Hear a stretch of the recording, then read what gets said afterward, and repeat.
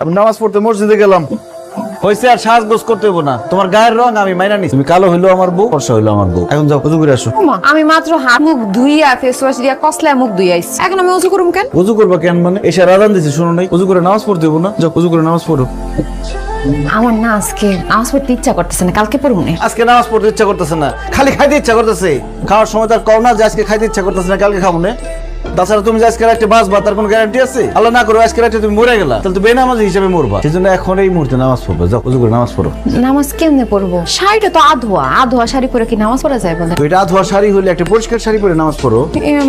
মানে মানে কি সত্যি করে বলো তো, তুমি কেন নামাজ পড়তে চাইতেছো না? ধরা যখন পড়ে গেছি আর মিথ্যা বলবো না। আমি না নামাজের নিয়ম কানুন সূরা কিরাত কিচ্ছু পারি না। ইয়াল্লাহ কি বলতেছো? তুমি নামাজের সূরা কিরাত নিয়ম কানুন কিছুই পারো না? না পারি না, আসলে অনেক ছোটবেলায় মতো বেগিয়ে পড়ছিলাম তো, কিছুই আমার মনে নেই, সব ভুলে গেছি। হ্যাঁ বলে কি? তোমার কথা শুনে মনে হইতেছে তুমি জীবনে কোনোদিন নামাজই পড়ো নাই। এই ভালো কথা, তুমি না আমারে টেলিফোনে বলছো তুমি কোরআন তেলাওয়াত করতে পারো। ও বলছিলাম। আমার সাথে এত বড় মিথ্যা কথা বলছো? তোমার নাম বকুল না হয়ে ভণ্ড হওয়া দরকার। তুমি আমারে বলছো যে তুমি কোরআন তেলাওয়াত করতে পারো, কিন্তু তুমি সূরা কিরাত নামাজের নিয়ম কানুন কিছুই পারো না। তোমার মিথ্যা কথা বলছো না? আমি তোমার উচিত শিক্ষা দেবো, দেখো।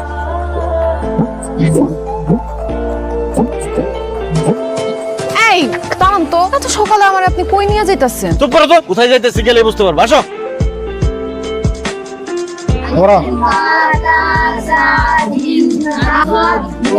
আসসালামু আলাইকুম মৌলভী সাহেব। ওয়ালাইকুম সালাম, কেমন আছো ওসমান? আছি আলহামদুলিল্লাহ ভালো।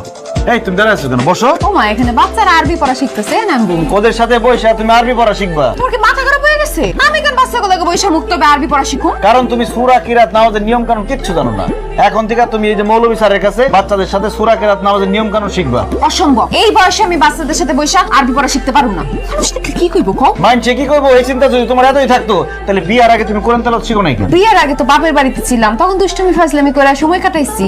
অত কি মাথায় আসছিল এটি? বিয়ার আগে দুষ্টামি ফাজলামি করে সময় পার করছো, এখন বিয়ার পরে সময়টা কাজে লাগাও, কোরআন তেলাওয়াত শিখো। বিয়ের পরে কেউ পড়াশোনা করে? আমি পারবো না। করতে তোমার হইব। আমি সৌদি থেকে উমরা হজ করে আসছি, আর আমার বউ কোরআন তেলাওয়াত পারে না। আমি মরার পর আল্লাহর কাছে কি জবাব দিব? কি কো ওসমান, তোমার বউ কোরআন তেলাওয়াত করতে পারে না? নামাজের নিয়ম কানুন সূরা কিরাত কিছুই জানে না? না হুজুর, একদম কিছু পারে না। বৌমা, তাইলে তুমি শুদ্ধভাবে নামাজ পড়বা কেমনে? তাই তোমার এগুলো শিখতে হইব।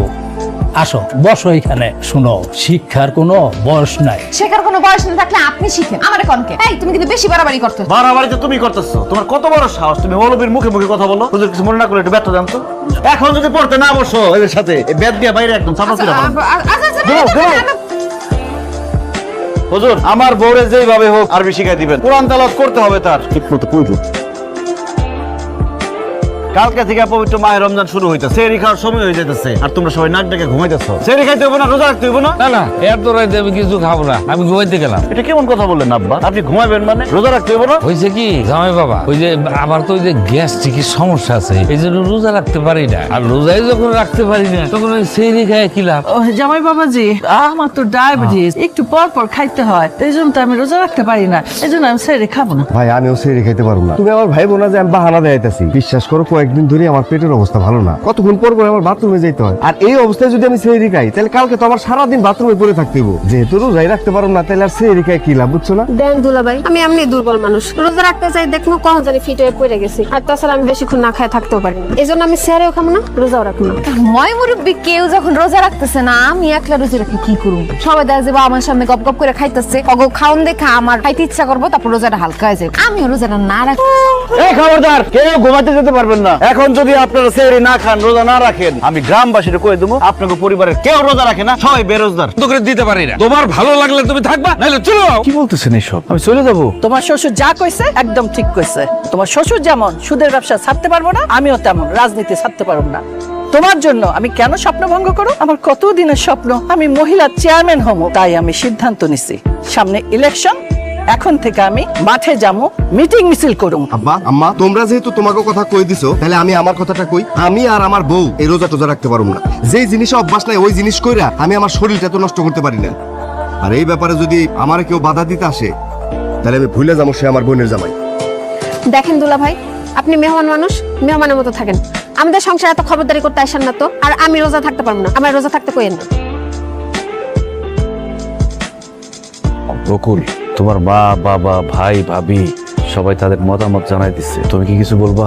আমি আর কি কমু, আমার বাবা মা ভাই ভাবি যা বলছে আমিও তাদের সাথে একমত। আমি যেমন আছি তেমনই থাকুম। আমি আপনার জন্য নিজের এত পরিবর্তন করতে পারবো না। ও আচ্ছা বকুল, আমি সবসময় চাইছিলাম একজন নম্র ভদ্র নামাজি পরহেজগার মেয়ে আমার বউ হইব। তোমার ছবি মোবাইলে প্রথমে দেখে আমার তোমার সেরকম মেয়ে মনে হয়েছে। এই জন্য আমি আর দেরি না কইরা তাড়াতাড়ি টেলিফোনে বিয়েটা সেরা হলাইছি, যাতে আমি দেশে আসতে আসতে তোমার আরেক জায়গায় বিয়ে না হয়ে যায়। আমি দেশে এসে প্রথম যেদিন তোমার দেখছি সেদিনই আমি বুঝছি যে টেলিফোনে না যাই না শুই না বুঝা বিয়ে করে আমি ভুল করছি। বিয়া স্বামী স্ত্রীর সারা জীবনের বন্ধন, দুইজন দুজনকে দেখা যায় না শুই না তারপর বিয়ে করা উচিত। টেলিফোনে মানুষ বেশিরভাগ সময় মিথ্যা কথা বলে।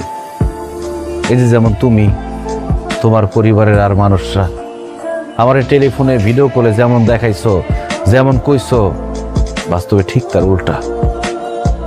আমি বাড়িতে আইসা মনে মনে যেরকম বউ চাইছিলাম তোমার সেরকম গইরা তোলার চেষ্টা করছিলাম। দেখো বকুল, কিছুদিন পরে আমার সন্তান হইব। একজন সন্তান কিন্তু তার মায়ের কাছ থেকে সত্যিকারের শিক্ষাটা পায়। মা ভালো হইলে সন্তান ভালো হয়, মা শিক্ষিত হইলে সন্তান শিক্ষিত হয়, মা যদি নম্র ভদ্র হয় সন্তানও নম্র ভদ্র হয়। আর আম্মা আব্বা বেশিরভাগ সময় তো আমি বিদেশে থাকুন, আপনাকে ছায়া তো আমার সন্তানের উপর পড়ব। আপনারা যদি ভালো হন তাহলে তো আমার সন্তান আপনার কাছ থেকে ভালোটাই শিখবো, আর আপনারা যদি খারাপ হন তাহলে আমার সন্তান তো খারাপটা শিখব। সেই জন্য আমি আপনাদেরকেও সঠিক রাস্তায় আনতে চাইছি, আল্লাহর রাস্তায় আনতে চাইছি। কারণ একদিন আপনার আমার সবারই তো মরতে হইব, আল্লাহর কাছে ফেরত যাইতে হইব। 2 দিনের দুনিয়ার আরামায় এসেছে, যাতে পরকালে আরামায় এসে থাকতে পারেন সেই ব্যবস্থা করতে চাইছিলাম। কিন্তু আপনারা যেহেতু আমার কথা শুনলেনই না, মুখের উপর আমার না করে দিলেন, তাহলে তো এখানে আমার আর থাকার কোনো দরকার নেই। বকুল, কোনো বেনামাজি বেরোজগারি বেপর্দা মেয়ের সাথে আমি সংসার করব না। যার ভাই একজন নেশাখোর, মা একজন মিথ্যাবাদী, তাদের সাথে আমি কোনো সম্পর্ক রাখবো না। এই সিদ্ধান্তটা আমি আমার আর আমার ভবিষ্যৎ প্রজন্মের কথা চিন্তা করে নিলাম। বকুল, আমি বাড়িতে যাইতেছি, বাড়িতে গিয়ে তোমার কাবিনের টাকা আর ডিভোর্স লেটার পাঠাই দেব। ভালো থাইকো, ভালো মানুষ হয়ে থাইকো।